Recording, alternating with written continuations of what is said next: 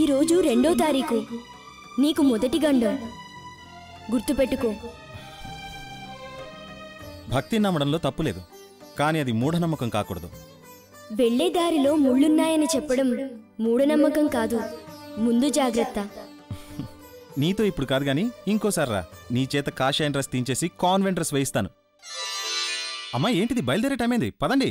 అదేంట్రా, ఇవాళ 2వ తారీఖు, నీకు గండం ఉంది, మంచిది కాదని స్వామి చెప్పారు కదా. అవును రా అబ్బాయి, నిశ్చితాంబులను వాయిదా వేసేద్దాం. వెంటనే వెళ్ళి బట్టలు మార్చుకురండి. రేయ్ పద. ఏంటి స్వామి వీళ్ళ వెర్రి? మనిషి అంతే ఆలోచిస్తాడు, అక్కడ్నుంచి భగవంతుడు ఆలోచిస్తాడు.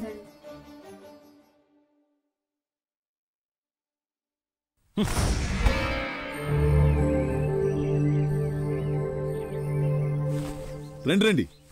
మస్తాన్, జాగ్రత్తగా చూసుకో, అమ్మాయిని తీసుకొస్తాను. కూర్చోండి.